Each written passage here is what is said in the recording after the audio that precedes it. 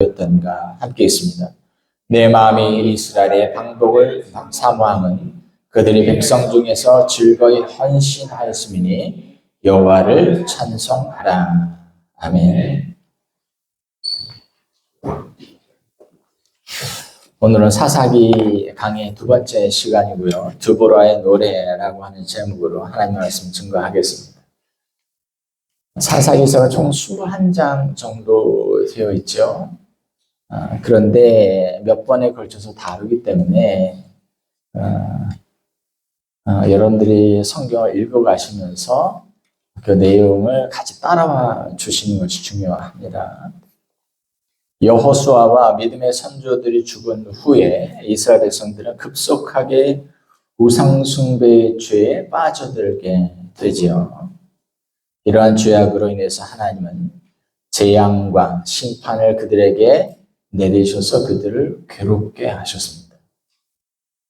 다시 말해서 이스라엘은 이방 나라들에 의해 점령을 당하고 이방 나라의 압제와 노략으로 인해서 고통스럽게 신음하는 상태가 되었다고 하는 겁니다.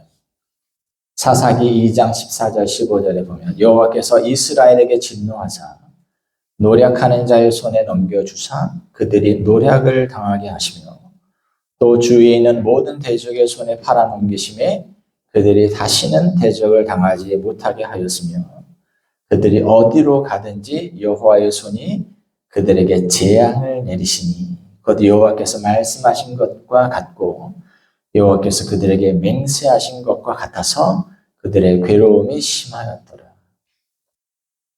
여러분, 우리는 이와 정반대의 상황을 기대하죠. 우리가 신앙생활 하는 동안에는 우리 모든 주위의 대적들은 하나님께서 다 우리 손에 넘기셔야 하고 또 우리를 당할 대적들이 없어야 하고 하나님이 우리가 아니라 우리의 대적들을 곤란케 하시고 또 그들에게 재앙을 내리셔야 한다라는 생각을 가지고 있죠. 그것을 한마디로 말하면 하나님은 믿는 사람을 잘 되게 해주셔야 된다 이런 생각을 가지고 있는 겁니다. 그런데 오늘 말씀에 보면 그 정반대의 상황이 벌어지고 있죠.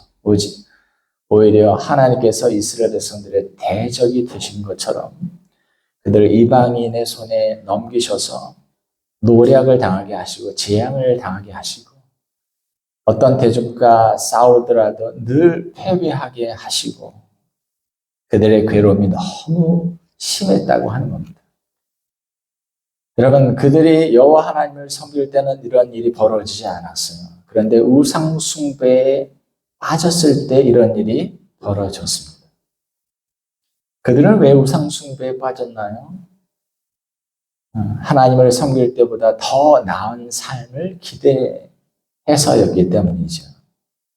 하지만 그들의 기대와는 정반대의 상황이 벌어지고 있는 것을 보게 됩니다. 여러분, 사사기의 말씀을 통해서 우리는 이 메시지를 캐치하셔야 돼요. 여러분, 하나님의 택하신 백성들의 우상숭배적 삶에 축복을 약속하신 적이 없습니다. 오히려 더 심한 고통과 신음이 있을 것이라고 경고하셨어요. 믿음을 제쳐두고 우리가 더 잘 살 수 있다, 더 잘 될 수 있다라고 하는 것은 우리들의 생각입니다. 상황은, 현실은 그렇지 않게 될 겁니다. 그럼에도 이스라엘 백성들은 하나님의 말씀을 저버리고 스스로 심판과 재앙이 기다리고 있는 상황으로 달려가고 있어요. 바울은 그의 한 서신에서 우상숭배적 심성을 탐심이라고 지적한 바가 있습니다. 골로새 3장 5절 그러므로 땅에 있는 지체를 죽이라 곧 음란과 부정과 사욕과 악한 정욕과 탐심이니 탐심은 곧 우상숭배니라. 그리고 이 탐심은 인간으로 하여금 멸망으로 향하게 합니다. 잠언 28장 20절 충성된 자는 복이 많아도 충성된 자란 하나님께 진실하고 하나님을 섬기는 데 있어서 충성하는 자라고 하는 겁니다. 충성된 자는 복이 많아도 속히 부하고자 하는 자는, 다시 말해서 하나님을 떠나서 스스로 부를 추구하고 돈을 따라가는 사람은, 속히 부하고자 하는 자는 형벌을 면하지 못하리라, 이렇게 되어 있습니다. 여러분, 혹시 주변에서 신앙을 제쳐놓고 사는데도 잘 사는 사람을 보신 적이 있습니까? 물론 겉으로는 그렇게 보일 수 있어요. 하지만 그들의 결국이 어떻게 될지는 지켜볼 문제입니다. 하나님이 그를 잘했다 인정하시겠습니까? 주일날 교회에 나오는 것은 언제든 나중에 좀 벌어놓고 그걸 성공해놓고 해도 괜찮아. 지금 열심히 살아서 뭔가 좀 갖춰놓는 것이 중요할 수 있어. 하나님이 그들을 잘했다 인정하시겠습니까? 잠깐은 뭔가 돈이 벌리고 뭔가를 이루는 것처럼 보일 수 있어요. 하지만 그들이 모은 그 모든 것들이 부질없이 그 주머니에서 흘러가 버리는 것들을 후회 중에 바라보게 될 겁니다. 건강을 잃고 재물도 잃고 결국에는 믿음도 잃어버린 황폐해진 그들의 영혼을 만나게 될 겁니다. 이스라엘 백성들은 심판과 재앙이라는 상황에 떨어지고 나서야 하나님께 도움을 구합니다. 마치 우리 많은 신자들의 모습 같죠. 우리가 하나님을 제쳐두고 신앙을 제쳐두고 뭔가를 이렇게 열심히 살다가 이런저런 불행한 상황, 고통스러운 상황을 맞게 될 때 비로소 우리는 정신을 차리죠. 정신이 번쩍 들죠. 내가 신앙생활을 게을리해서 이런 일이 벌어지는 모양이구나. 이스라엘도 마찬가지였어요. 이방의 압제 가운데 고통받는 그런 순간에 떨어지고 나서야 비로소 하나님께 도움을 청합니다. 그러면 하나님은 그들을 안타까이 여기시면서 사사들을 일으키셔서 그들을 이방의 압제 가운데에서 건져주시는 것이죠. 그리고 잠시 평화의 시기를 누리게 됩니다. 이것이 사사기의 패턴이에요. 6번을 반복하고 있습니다. 그들이 평안한 시기를 맞게 되면 또다시 사사들의 경고를 무시하고 우상숭배의 죄에 또 빠져들어요. 사사기 2장 16절 17절 여호와께서 사사들을 세우사 노략자의 손에서 그들을 구원하게 하셨으나 그들이 그 사사들에게도 순종하지 아니하고 오히려 다른 신들을 따라가 음행하며 그들에게 절하고 여호와의 명령을 순종하던 그들의 조상들이 행하던 길에서 속히 치우쳐 떠나서 그와 같이 행하지 아니하였다. 흡사 우리들의 모습 같습니다. 곤란과 어려움을 겪을 때에는 하나님께 도우심을 구하지. 회복시켜 주시기만 한다면, 건강을 주시기만 한다면 믿음 생활 잘하고 그동안 감사를 찾지 않고 늘 불평하고 원망했던, 비난했던 그런 모습에서 벗어나서 하나님 잘 섬기고 그 공동체를 잘 섬기겠습니다. 그러면 하나님은 회복을 주시고 치유를 주세요. 다시 건강해진 몸이 되었습니다. 다시 평온한 시기를 찾게 되었습니다. 그러면 인간의 마음이 어떻게 변합니까? 또다시 욕심과 욕망, 내 못된 성품이 이끄는 대로 마음이 흘러가 버리는 것이죠. 이스라엘은 바로 그렇게 어리석은 모습으로 우상숭배적 삶을 반복했던 겁니다. 여러분, 그 과정에서 하나님께서 이스라엘을 이방의 압제에서 구원하실 사사로 부르신 사람들이 있었습니다.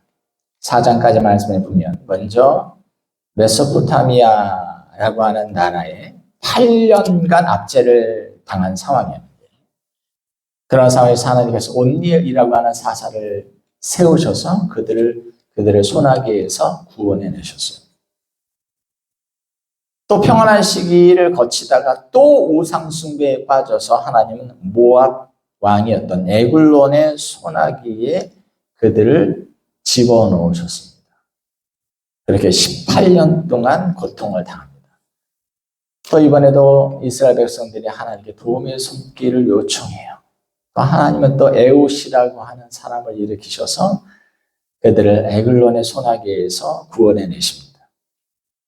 에웃 후에는 블레셋의 압제에서 이스라엘을 구원할 삼갈이라고 하는 사사도 세우시기도 했습니다. 그런데 이 에웃이 죽은 후에 이스라엘 자손이 또다시 여호와의 목전에 악을 행하자 하나님은 이번에는 그들을 하솔이라고 하는 나라의 왕 야빈의 소나기에 들어가게 하셨습니다.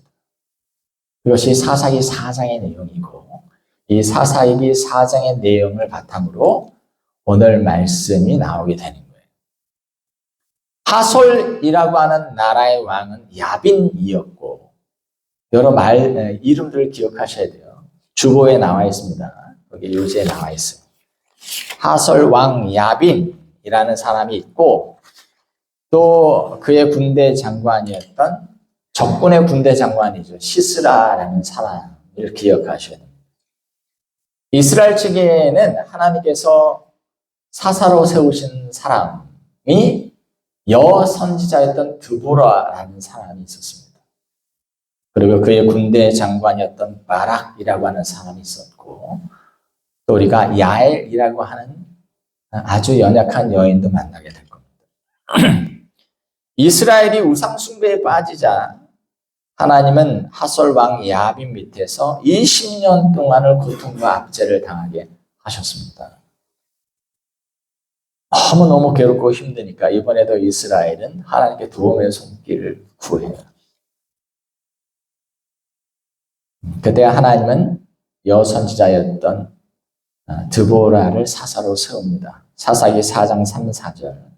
야빈 왕은 철병거 900대가 있어 20년 동안 이스라엘 자손을 심히 학대했으므로 이스라엘 자손이 여호와께 부르짖었더라.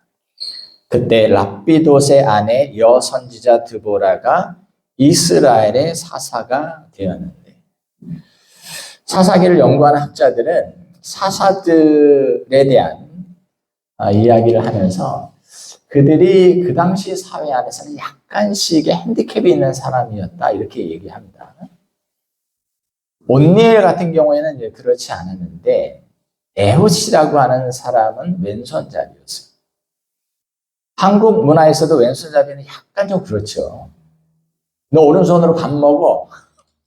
오른손으로 글씨 써 뭐 이렇게 하잖아요. 왼손잡이 에훗, 왼손잡이라는 걸 강조하는 이유가 있어요. 또 그 당시 사회에서는 여자 그러면 뭐 리더로서 뭐 이렇게 약간 얕잡아 보는. 그런데 그런 분위기 속에서 하나님은 드보라라고 하는 이 여인을 민족의 지도자로 세우게 됩니다. 후에 우리 여러 사사들을 살펴보면서 그들이 가진 그 당시 사회 안에서 그 사회의 시각 속에서 어떤 핸디캡이 있는가라는 걸 잠깐씩 말씀드리겠습니다. 여선지자 드보라는 하나님의 계시의 말씀을 받게 돼요. 바로 하솔 왕과 왕 야빈과 전쟁을 치르라고 하는 말씀이었습니다. 이 말씀을 받고는 아비노암의 아들 바락을 불러서 그를 이스라엘의 군대 장관으로 세우고 하솔 왕 야빈의 군대를 칠 것을 명령합니다. 그런데 이 얘기를 듣고 이 바락이라고 하는 사람이 머뭇머뭇거려요. 당신이 나와 함께 가주시면 안 되겠습니까? 뭐 이렇게. 드보라나 그의 얘기를 듣고 함께 가겠다고 하지만 그러나 이 전투에서 바락이 아닌 다른 사람이 영광을 얻게 될 것이라고 이야기합니다. 바락이 아닌 다른 사람은 바로 야엘이라는 여인이었습니다. 바락은 이스라엘의 군대들을 이끌고 기손 강가에서 열심히 적군들과 함께 싸우게 됩니다. 또 하나님께서 함께 하셔서 이스라엘의 군대가 적군의 군대 장관이었던 시스라가 이끄는 군대에게 크게 승리를 하게 됩니다. 그들의 군사들은 혼란에 빠졌고 군대 장관이었던 시스라도 당황했던지 자신이 타고 있었던 병거에서 내려서 도망을 쳤습니다. 이 사람이 어디로 도망을 쳤냐면 겐 사람들이 사는 지역으로 도망을 쳤어요. 이스라엘 민족들이 점령하고 있는 지역으로 가면 안 되겠죠. 그래서 이스라엘 사람들이 없는 곳, 유목 민족이었던 겐 사람들이 사는 곳을 향해서 도망을 쳤는데 겐 사람 헤벨이라고 하는 사람이 사는 동네로 들어가게 되었습니다. 그런데 헤벨은 여기서 나오지 않고 어딜 출타를 했는지. 그런데 시스라가 간과한 것이 있었습니다. 왜냐하면 겐 사람들은 어떤 민족이냐면 모세의 장인이었던 이드로가 겐 사람이었습니다. 그래서 이들 민족은 마음으로는 이스라엘에게 동조하고 있었어요. 이스라엘이 하솔 왕의 손아귀에서 좀 벗어나야 될 텐데 이번에 지금 치르고 있는 이 전투에서 승리해서 정말 평화로운 그런 시기를 좀 맛보아야 할 텐데 군대 장관 때는 시스라가 헤벨의 장막으로 도망쳐오자 헤벨의 아내 야엘이 그를 영접을 합니다. 시스라는 도망쳐오느라 굉장히 목이 마르고 지친 상태였어요. 그래서 그는 야엘에게 물을 좀 한 잔 주면 좋겠다 하니까 이 야엘이 귀한 그릇에 우유를 받아가지고 와서 그에게 줍니다. 우유를 먹으면 노곤하죠. 피곤할 때 우유를 먹으면. 깊이 잠이 든 거예요. 잠이 들기 전에 이스라엘의 군사들이 나를 추격해와서 물어보면 나에 대해서 모른다. 그런 사람 여기 오지 않았다라고 얘기해달라고. 시스라는 자신에게 이런 호의를 보이는 이 여인이 자신을 추격하는 이스라엘의 군사들을 따돌려 줄 것이라고 자신했던 것 같아요. 근데 야엘은 그렇지 않았습니다.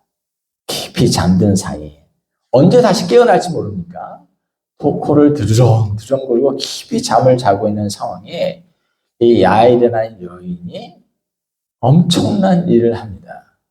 자신의 장막을 칠 때 거기에 꼽아놨던 그런 장막 말뚝을 뽑아가지고 와가지고는 깊이 잠들어 있는 이 시스라의 관자놀이에 뾰족한 부분을 대고 그리고 방망이 하나를 들고는 깊이 내리친 거예요.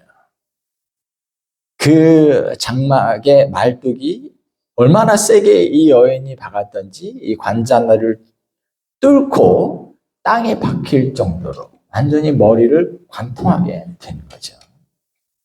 마침 시스라를 추격하던 이스라엘의 군대들이 와서는 이 여인이 당신들을 추격하던 시스라가 저 장막에 있다라고 들어가 보니까 시스라가 여기가 완전히 광통돼가지고 그 자리에서 즉사한 상태로 있었던 겁니다. 이 여인이 이렇게 했단 말이야. 그 소식이 이스라엘 백성들에게 퍼지면서 하나님께서 이 전쟁의 승리를 우리에게 주셨다라고 아주 흥분해가지고 용기 백배해서 하솔 왕 야벤의 군사들을 진멸하게 되는 사건이 있게 됩니다. 이것이 4장의 내용이에요. 오늘 말씀은 이러한 사건을 배경으로 하고 있습니다. 사사기 5장 전체를 읽지는 않았지만 이 사사기 5장 전체는 시로 되어 있어요. 그리고 전통적으로 드보라의 노래 이렇게 알려져 있는 노래입니다. 드보라와 바락이 기송강 전투에서 승리하고 난 이후에 하나님께 승리를 기념하며 올려드린 감사의 노래라고 보면 되겠습니다.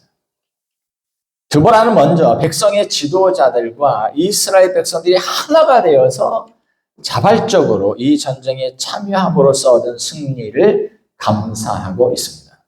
2절에 보면 이스라엘의 영솔자들이 영솔하였고 백성이 즐거이 헌신하였으니 여호와를 찬송하라. 9절 내 마음이 이스라엘의 방백을 사모하면 그들이 백성 중에서 즐거이 헌신하였음이니 여호와를 찬송하라. 이렇게 되어 있어요. 여기서 백성이라고 하는 사람은 일반 백성이 아니고 지도자급에 있는 사람들을 얘기하는 거예요. 그 지도자들이 즐거이 헌신하였다. 사실 이스라엘 백성들은 전쟁에 나서기를 주저하고 있었어요. 여러분, 이 상황을 우리 신자들의 영적인 전쟁이라는 상황과 맞닥뜨려서 연결해서 생각을 해보면 좋겠습니다. 보통의 신자들이 영적 전쟁을 치를 마음을 못 먹어요.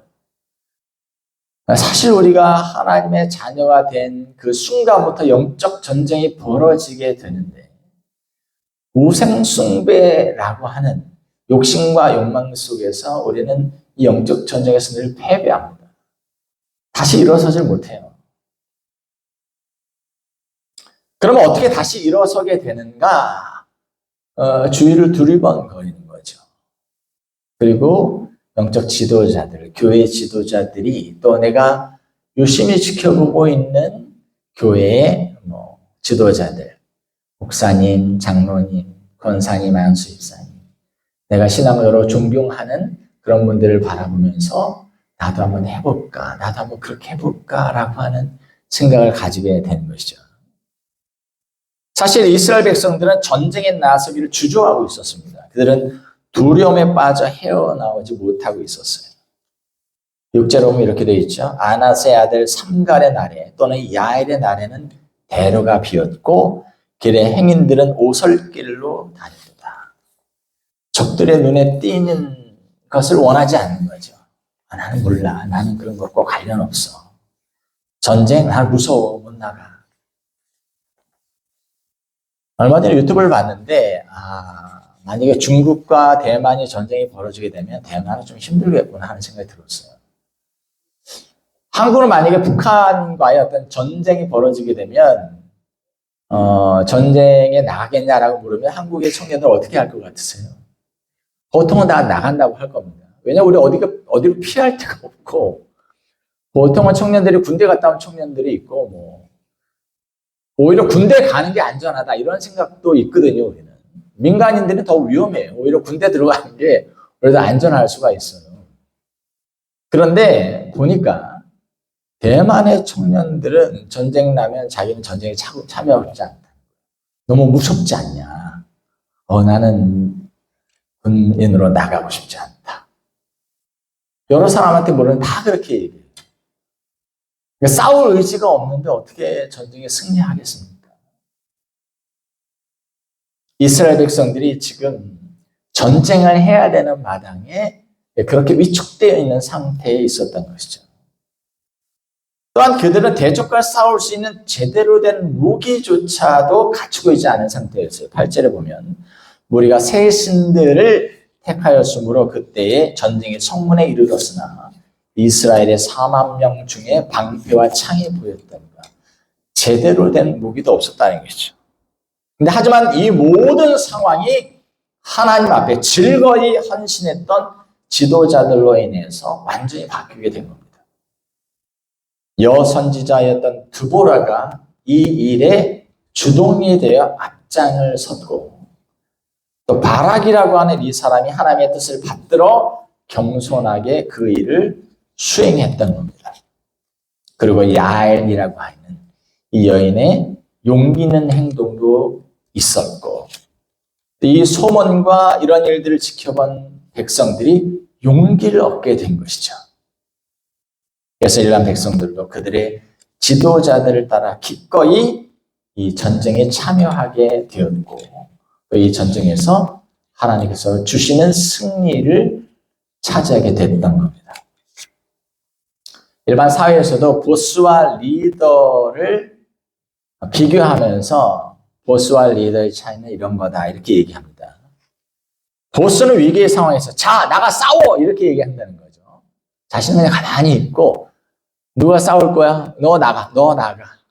조폭들 영화 보면 칼 들고 서 있는데 중간 보스나 이런 애들은 그냥 가만히 있고 빨리 나가서 싸우라고 이렇게 얘기하죠. 근데 리더는 어떻게 해요? 자, 나를 따르라 이렇게 얘기를 하죠. 전쟁이 벌어지면 총알이 쏘이 하고 날아간대요. 왜 그러냐면 소위들이 많이 죽었어요. 소대장들이. 왜 많이 죽었느냐? 적진을 앞에 두고 돌격 앞으로 해야 되는데, 야, 빨리 앞으로, 빨리 돌격해! 이렇게 하면 누가 따라오겠어요? 누가 먼저 앞서 병사들이 나가겠습니까? 그러니까 소대장이 개인 화기를 들고 또 권총을 들고 돌격 앞으로 하고 먼저 뛰어나가는 거죠. 물론 소대장이 먼저 맞을 수가 있어요. 부상을 당할 수 있어요. 하지만 그 모습을 보고 용기 백배에서 따르는 군사들이 앞으로 돌격을 해 나갈 수 있는 것이죠. 여러분, 이것이 교회의 모습이어야 한다고 하는 겁니다. 그런데 이 시대 지도자들은 헌신을 보여주려 하기보다는 헌신에 대해서 설명하려고 해요.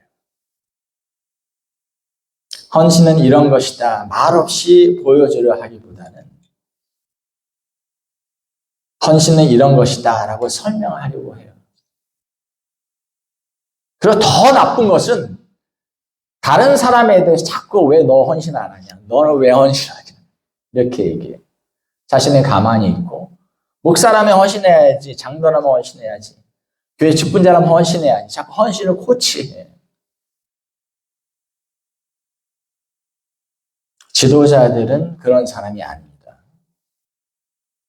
사람들은 지도자가 헌신하는 모습을 보기 전까지는 지도자를 신뢰하지 않을 겁니다. 그리고 그가 하는 말을 권위 있게 받아들이려 하지도 않을 겁니다. 교회 영적인 지도자들과 사역자들은 성도들의 헌신을 오건하지 않은 사람이 아니에요. 집사님이 이렇게 하시고 장로님이 이렇게 하세요. 교회 영적 지도자들은, 사역자들은 자발적인 헌신을 보여줌으로써 저렇게 하는 거구나, 저렇게 섬기는 거구나, 저렇게 영적 전쟁을 치르는 거구나, 나도 한번 해봐야 되겠다. 그런 자발적인 헌신을 보여줌으로써 성도들로 하여금 자신도 즐거이 헌신할 수 있도록 돕는 사람들이 지도자입니다. 바로 이 모습이 이 시대의 하나님의 교회가 회복해야 할 모습인 것이죠. 우리가 앞에서 살펴보았듯이 드보라, 바락, 그리고 야이람, 이 모습을 잘 보여주었고 자신이 있는 그 자리에서 하나님의 명령을 신실하게 수행했어요. 이 모습을 지켜본 많은 이스라엘 백성들이 그 모습을 보고 자신들도 이 영적 전투에 참여해야 되겠다 하고 참여했고 승리를 얻게 된 것이죠. 오늘 우리 교회가 그런 교회가 되었으면 좋겠습니다. 교회 직분자들, 사역자들은 사역하지 않아도 되는, 굳은 일 하지 않아도 되는 그런 위치에 있는 사람들이 아니라 오히려 누가 말하든 하지 않든 섬기는 자리에 있음으로 인해서 교회는 이런 곳이어야 하는 거구나. 물튕기고 있고 하지 않아도 되는, 어느 위치가 되면 어떤 부분에 대해서 부담을 느끼지 않아도 되는 그런 것이 아니라 교회는 이렇게 자발적인 헌신이 기쁘게 이루어져야 하는 곳이구나. 제가 이제 목회자로 있으면서 여러 교회들에 대한 이야기를 듣잖아요. 어떤 교회들은 목회자 가정만 움직인대요. 성도들은 가만히 있고. 근데 어떤 교회는 이제 그 교회에서 비자를 해결받기를 원하는 사람들만 움직인대요. 나머지는 가만히 있는 거죠. 그래도 된다고 생각을 하는 거죠. 근데 저는 그런 얘기가 들으면 좀 낯섭니다. 왜냐하면 우리 교회는 예배가 끝나면 일사불란하게 움직이잖아요. 그 일은 누가 해야 된다, 저 일은 누가 해야 된다라는 정해진 게 없고 눈에 보이는 대로 사람들이 움직여 각자 그 일들을 하고 있잖아요. 마땅히 자신이 해야 할 일인 것처럼 섬김의 자리에서 조용히 섬기고 있는 그런 공동체 안에 누군가 들어왔을 때 교회인들은 다르구나. 먼저 앞장서 솔선하여 섬기는구나. 물론 그 일을 하는 사람은 섬긴다는 생각, 나는 섬겨야지 이런 부담이 있는 게 아니죠. 그러면 밥을 먹어야 되나? 가만히 있나? 누군가 한 길을 기다리나? 그런 마음이지 않지 않습니까? 그런데 오늘 본문의 노래에서 우리가 주의해야 할 점은 전쟁을 승리로 이끈 주역이 드보라와 바락 혹은 방백과 백성들이 아니라 또 야엘이라는 여인이 아니라 여호와 하나님이심을 드보라가 노래하고 있다고 하는 겁니다. 2절 이스라엘의 영솔자들이 영수하였고 백성이 즐거이 헌신하였습니다. 여호와를 찬양하라. 3절 내가 여호와를 노래할 것이요 이스라엘의 하나님 여호와를 찬송하리로다. 4절과 5절은 이전에 하나님께서 이스라엘 백성들을 애굽에서 건져내실 때의 일들을 떠올리면서 하나님을 찬양하고 있고 9절에 보면 내 마음이 이스라엘의 반백을 사모함은 그들이 백성 중에서 즐거이 헌신하였음이니 여호와를 찬송하라.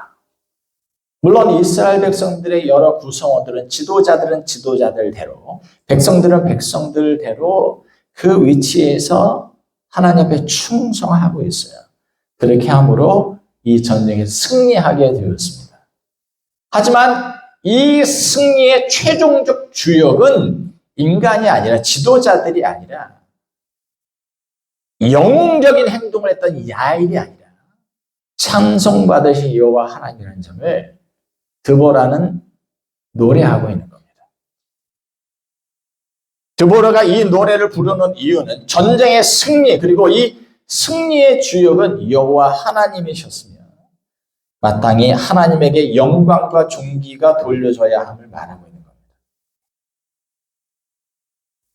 어느 사회나 지도자는 중요한 인물이 되지요.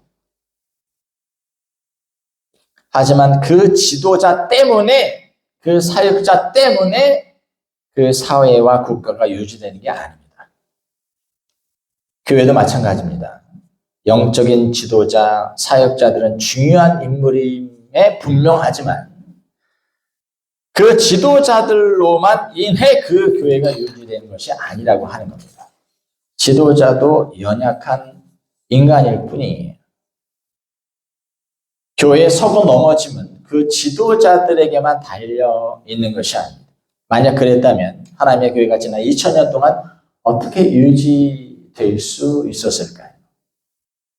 한 사회든 국가든 교회든 그 공동체의 성장과 발전의 주역은 하나님이셨으며 그렇게 그 모든 영광은 하나님에게만 돌려줘야 한다고 하는 겁니다.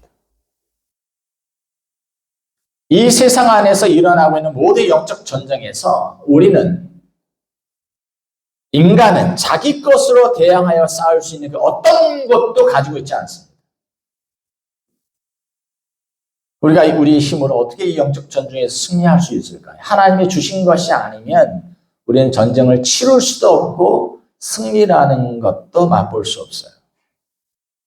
그것은 철저히 하나님으로부터 오는 것입니다. 하나님의 것, 하나님이 주시는 것, 하나님이 함께 하시는 것을 통해서 영적 전쟁의 승리가 이루어지는 거예요. 그러니 승리의 배후에는 항상 하나님이 계시는 것입니다. 그러니 어떤 경우에도 교회가 승승장구하는 공동체가 성장하고 성숙해가는 그런 경우에도 영적인 지도자들은 교만해져서는 안 됩니다. 드보라는 그의 노래를 통해 자신과 선한 영향력을 끼쳤던 지도자들 그리고 잘 따라준 백성들을 뒤로 밀어내고 승리를 이끌어 주셨던 숨은 주역인 하나님의 이름을 정면에 내세우고 있는 것입니다. 여러분이 그러니 우리도 어떤 순간에든 하나님 뒤에 서야 합니다. 사역자는 교회 영적 지도자는 사역을 통해 자신의 능력을 발휘하는 사람이 아니에요. 내가 이 정도 해. 이 정도 솜씨가 있어. 이 정도 재능이 있어. 하나님 뒤에 서십시오. 자신이 드러나려 하지 마십시오. 사역자란 사역을 통해 하나님의 하나님 되심이 영광스럽게 드러나도록 한 후 자신은 보이지 않게 그 뒤에 숨기는 사람인 것입니다. 다시 말해 사역자는 주목받아야 할 사람이 아니에요. 공동체 안에 주목받기를 원하는 사람이 있을 때 그 공동체는 큰 어려움에 빠지게 됩니다. 그가 정치 지도자였던 교회의 사역자였던 자신이 드러나기를 원했고 인기가 있기를 원했던 사람인 경우에는 그를 추종했던 사람들로 인해서 그 국가와 그 교회 공동체는 극심한 어려움에 빠지게 됩니다.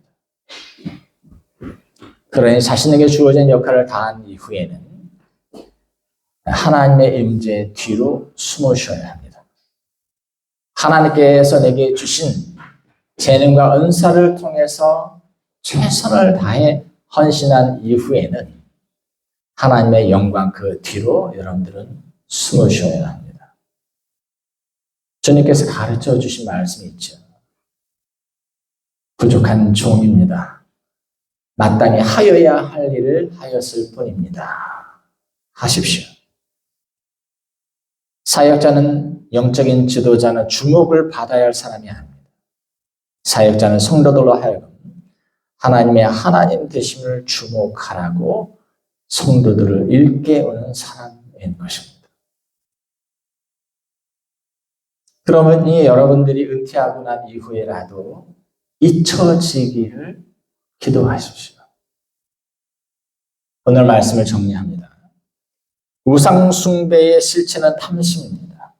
그러니 탐심을 경계하십시오. 탐심을 품는 이유는 하나님을 신뢰하지 못하였기 때문입니다. 이것은 대단히 무서운 거예요.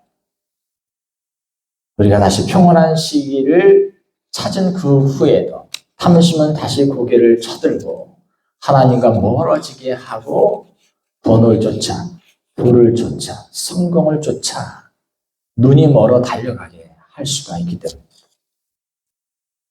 하나님의 공동체는 지도자들이 앞장서 모범을 보이고 모든 구성원들이 즐거이 헌신하는 곳이어야 합니다. 그런 공동체가 되도록 힘써 주십시오. 하지만 지도자들은 하나님 뒤에 서야 합니다. 나를 주목해달라 하지 마시고 하나님을 주목하라고 외치는 사람이 되십시오. 우리의 공동체가 그런 아름다운 공동체가 되기를 바랍니다. 기도하겠습니다. 하나님, 우리가 사사기의 말씀을 통해서 우상 숭배의 죄가 얼마나 떨쳐버리기 힘들 만큼 강력한 유혹인가 하는 것을 배우게 됩니다. 하나님을 떠나 살면서 하나님께서 기뻐하시는 삶을 살아가다가 하나님께서 깨닫기를 원하셔서 우리에게 고난과 어려움을 주시는 경우가 있습니다. 우리는 간절히 기도하고 하나님의 용서하심과 치유하심과 회복하심을 구해 잠시 잠깐의 평화의 시기를 얻습니다.